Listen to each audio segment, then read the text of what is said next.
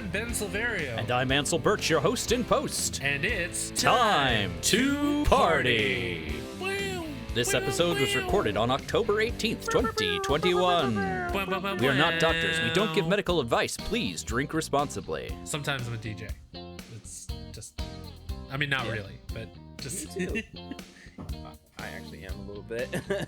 Oh, you actually are? Oh, that's cool. Yeah, I've done it a couple times. And I'm learning. I'm trying to get better so I can do it more. Look at that. We're learning new things about you every few minutes. Hey. Which is, I guess, what happens when you meet a new person. Right? Yeah. You find out. Yes. Welcome to Time to Party, where the points are made up and nothing matters. Oh, Okay. maybe All right. stuff matters. I get time travel matters here. That's important. Not necessarily in this movie because one character does it and we don't see it. That's very true. Party people, if you're just joining us for episode 3 of Ben 10 Race Against Time, I have to ask you why. But I appreciate you here nonetheless, whether you're just tuning in to this episode or you've been following along. Yeah, we got some good stuff for you. Once again, we are joined by our guest host this month, Ben Banks. What's up? I'm happy to be here for a third time. Third time's a charm, they say. Yes, I hope so, because episode 3 is our edutainment episode. So Ben, when you read like what our whole deal was about this podcast, what were your initial thoughts about edutainment? I mean, I saw the notes that were sent over, and I figured, we would look at something and how it would work. But in this movie, things just happen. And stuff just worked when it wanted to. And also worked in ways it was never intended to, like with the pie spinner and the hot dog thing and the soda thing. I don't think they just shoot continuously, and I feel like there's a little bit more movement than just like kind of standing up and at two specific people in the crowd. And then there's like a gallon of mustard that just flies from God knows where. So yeah, and then like the whole big MacGuffin of this movie, the Hands of Armageddon, again, not hands, kind of a gate that can't be destroyed, causes, world, altering altercations when you mess with them. But when it's turned on, it kind of makes a gate, and then you can plug a positive and negative cord into it and shock yourself for a whole emotional conversation between two cousins, not die, and that ends it, and that turns the gate off. So I was a little confused on what I should dive into, because so many things in this movie did not make sense to me. I agree. So, I mean, for me, there was only one clear choice. What did you end up picking for your edutainment section? I picked the Omnitrix. Oh. Ooh. All right. That's cool. Futuristic fictional tech. I think this might be a first for us, right? I'm excited. Yeah. The piece of technology that I wanted to look further into was the RV, the recreational vehicle, if you will. In the Ben 10 universe, their beloved RV is known as the Rustbucket. But I wanted to know more about RVs in general. And one of the funniest bits that I found out about RVs is that I'm going to read this verbatim just because the sentence is funny. They played a significant part in opening up the interior of the North American continent to white settlers. So even at its beginnings, white people were all over RVs.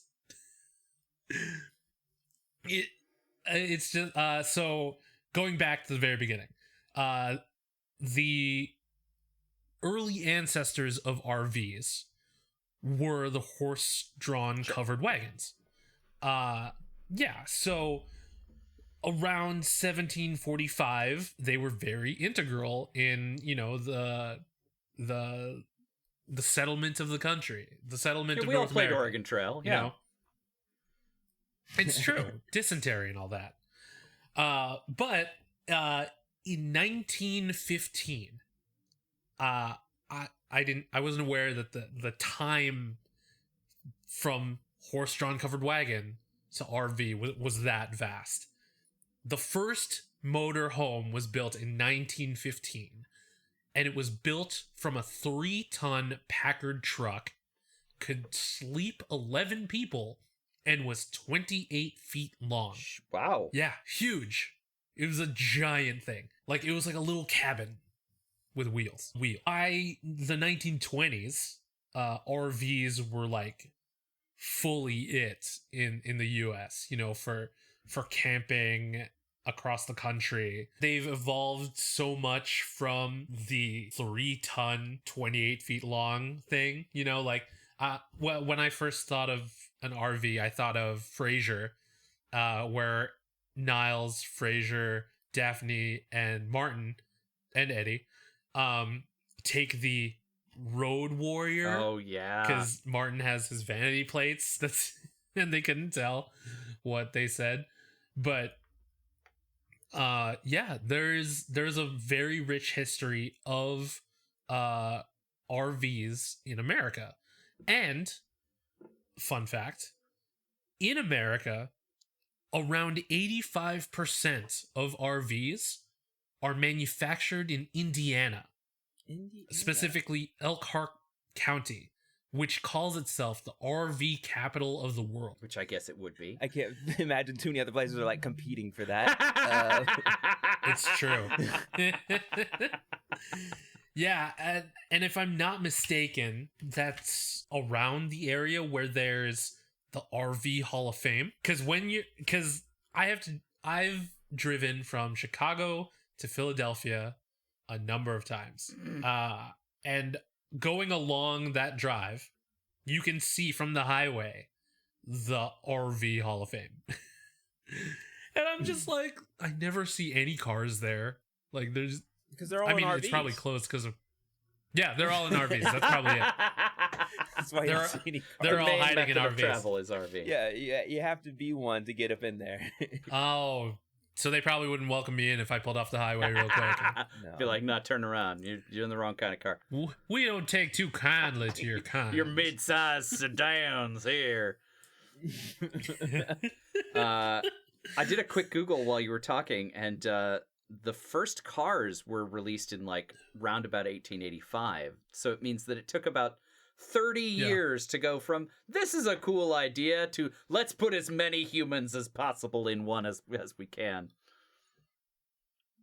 Right.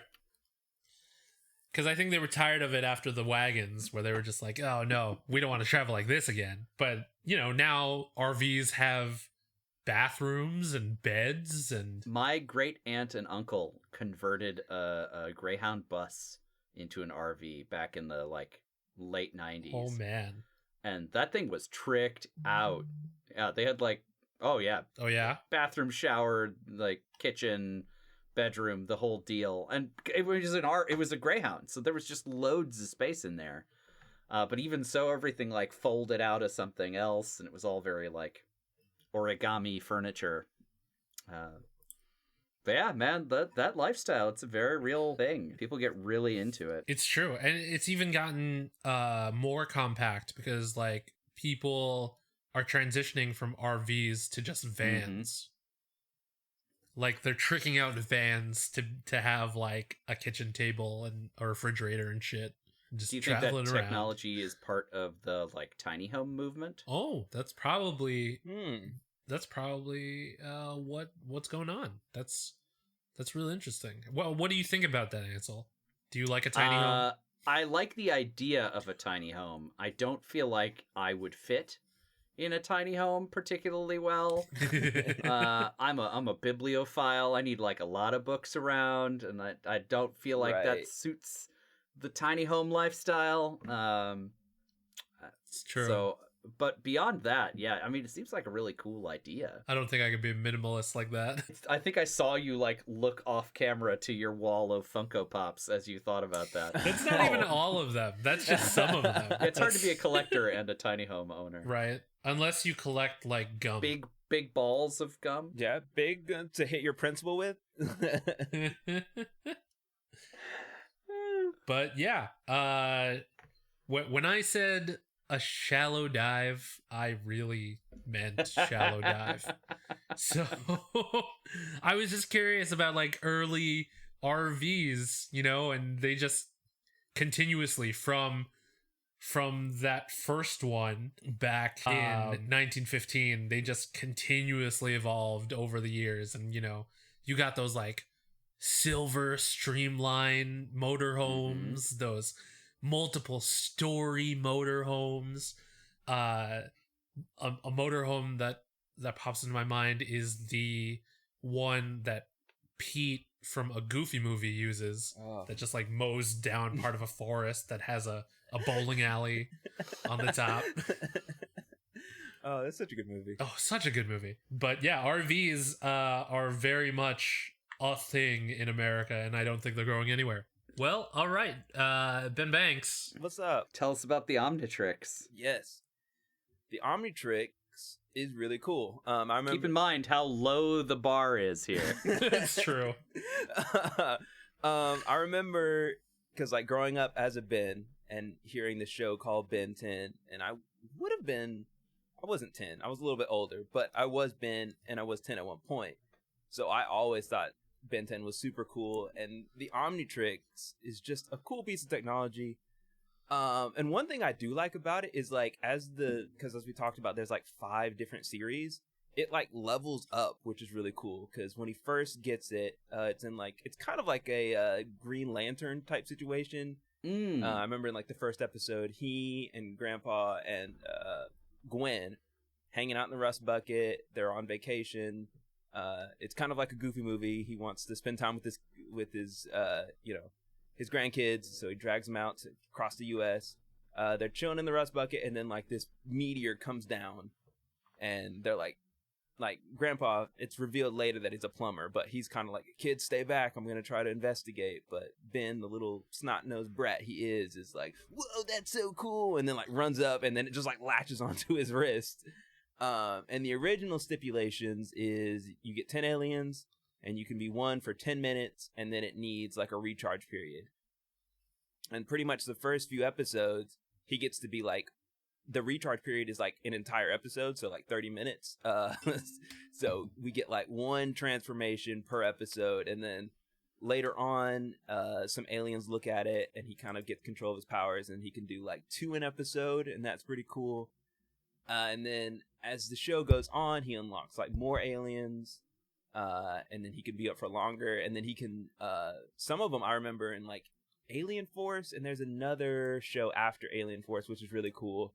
He can switch while he's a certain alien, so he'll be like Heat Blast in a battle, and then like the enemy will do something, and then he'll like switch to Wild Mutt, which Wild Mutt, we didn't talk about it. Wild Mutt looks absolutely garbage in the movie. So bad. Orange dog. And it's funny because they didn't even like really track the mouth to the body, because it's all one asset. Yeah. I assume you could put it all together, but no, the body's doing one thing, the hair's doing something else, and then the mouth is like blah blah blah blah blah. It's wild. But the Omnitrix was created by this dude named Azimuth, and he is like a little gray matter, like a little smart dude that he turns into in the diner. Yeah, they're like super intelligent, and so as a way to like make like it's kind of like a Noah's Ark type thing, the Omnitrix can replicate and store like millions of DNA for different aliens. So if they ever get wiped out, they can get the DNA out of the Omnitrix. And then it's also like an envoy and like a kind of like a peace thing to like walk in another's shoes. You can be that alien for 10 minutes and see how life is for them, because there's different senses and different like abilities and stuff like that. So I thought that was really cool. But and then like there's Ben 10,000 we talked about, and then I think there's like a Ben Infinite, that like at the edge of time he's been every alien and he can absorb new ones throughout the show, and so he's just like, but yeah, they don't ever talk about in the show him becoming Aeon, so I think that was just a Mr. Winters gave us that, which is interesting. So does he become like, is empathy a big part of it? Like, walking in another person's shoes, is that, like, a big theme? Or is that just sort of, like, a cool thing they didn't explore as enough? I think later on, it becomes more of a thing, but at first, it's just, like, I get one alien to fight a thing. Because, like, a lot of the episodes, since it's a kid show, are kind of, like, one-offs. And then there's kind of, like, a small underlying...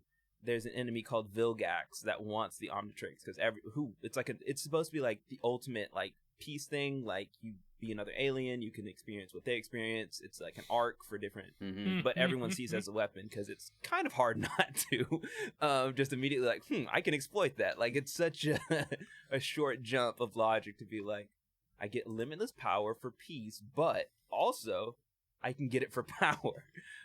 So I think later on it becomes more empathetic, but at first it's just a really cool piece of technology that this little 10-year-old kid gets.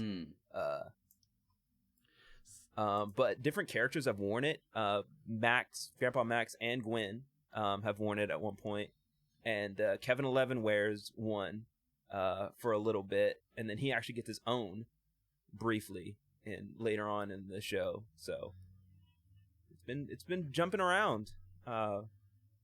But it's cool because it like preserves the aliens and like their forms are not or like ever evolving, because like Diamond Head that he turns into the movie, that one gets an evolved form. I remember that. It's super cool. And then there's another alien called Ghost Freak that it looks just like a ghost, like a white sheet. It's really creepy though. But it gets another form. It actually like comes out of the watch because it's still alive. I think it's like the last of its species, and so it just leaves. And so he doesn't have that one for the rest of the series. Whoops. Yeah. So is it kind of like the seed vault in that way? Like that it's preserving... Okay. Yeah, anytime he comes in contact with a new alien, it'll like subconsciously scan it and store that DNA. And then he's like the human host of it. So if humanity gets wiped out, we'll get a Ben to restart us. Oh, good. Yeah. One thing I thought was hilarious, though, in the movie is Aeon's talking about it because, spoilers, he's Ben, so he knows it intimately, as he says, which I thought was strange wording for a kid show to say, I intimately know the workings of this. Well, I was like, ugh, don't say that. But he was like, there's safeguards that it keeps you only at like limited to 10 aliens and for 10 minutes. But he's like, I'm just going to boop, boop, and the safeguards are off. Now you can unlock my DNA, which is in here. And I was like, how did that get in there? And why is it so easy to bypass these safeguards? He literally just hits it and it turns purple. And then it's like, all right, they're off now. It's like the safety protocols on a holodeck. It is shockingly easy to turn those things off. You know, maybe they're more trusting in the future than we are. We're too hard-boiled down here to, you know, we safe lock all of our stuff. But in the future, we're just like, we'll just put like a little password on it. Just don't hit this button. I mean, if you notice, in Bellwood, no one locks up their bikes. Like that wouldn't fly back home in Philly. Like your bike is gone if you go in to get a milkshake. I appreciate that they made sure he had a helmet with the bicycle that he stole. Okay, you know, yeah. No, that was his bike because he left it there. That was his bike after the whole time. It was just sitting outside the. Yeah, it was the same bike. Oh, I didn't even realize. I thought he stole somebody's bike. Our hero. Our hero is stealing a bike. Okay, I guess. Desperate situation. Yeah. Right. Plus, there are like 20 people in this town, so you know, he probably knows who it belongs to. Yeah, he does run into the same people, and they're all plumbers. Yeah, all of them are plumbers. All of the adults, anyway, except his parents. Oh, the older adults, because I think they were trying to do a time thing, like we're too old to protect. Also, they say the plumbers disbanded. Why did that happen? Because that seems important that they be a thing. They apparently had a recruiting to watch problem. The eons of the world. Right. Yep. I mean, did they get like bankrolled out by the Men in Black or whatever? Like, I don't know how the hierarchy rolls here. That they're like, we're the new cool kids in town. But I just thought that was weird that they're like, Grandpa Max was like, yeah, these are the last remaining. I'm like, people want to fight aliens, I think, and people need to fight aliens. So this facility is just sort of on its own. Yeah, we just left Alex Winters here alone, and then we're gonna kill him as soon as you meet him, and throw his arm across the room. Well, and that's a separate facility from the one Just that's ran out of under the funding. hardware store. Yeah, that is a different. Right. I don't know. Why do they have 2 facilities and only like 7 people? I don't know. There's so many questions. No security around the Hands of Armageddon. It's just no lasers, no. It's Nope. like sitting in the middle of the room, just to be touched. You would want to lock that up because the last time you messed with it, you created the Grand Canyon. So I don't know, just maybe put that behind a door or something. I'd keep an eye on it. Yeah. Well, I've learned a lot. How about you guys? Yeah. I've learned that if I ever get the urge to watch the live action Ben 10, Fight it. that I'll just go watch the animated one instead. That's really the lesson you should be taking away from all this. What if we learned that? Excellent. Well, that seems like a pretty good trio of episodes with our special guest host, Ben Banks. Hey, thanks for having me. Yeah, thanks for joining us. Ben, you want to... Silveria, do you want to take us home? So, yes, that does it for Ben 10 Race Against Time. If you'd like to tell us more about it, about how you didn't like it, how it's ridiculous, and all that good or stuff. defend that we it. talked about Maybe in the you got second a thing. Hey, or if defend you're Alex it. Winter, Maybe you defend Oh, it. Explain please. it. At us, Alex You want to Winter. hop in here? You want to talk about it? please at us. Yeah, Alex Winter. If you want to find us on the internet, I'm at bsilverio20 on Instagram and Twitter. I'm the Blindian1, Instagram and Twitter. I am at Indecisionist on Twitter and at The Indecisionist on Instagram. Special thanks to April Moralba for our podcast art and Marlon Longgood of Marlon and the Shakes for our amazing theme song. This has been an Indecisionist production. Yes, and you can join us next time when we will be talking about not this movie. Probably Oh, something I thought better. that was. I was like, did Hopefully. they release one like that? What? It's a movie where they're slowly going back in time, undoing their own film choice. That's just Deadpool 2. That is, yes. There you go.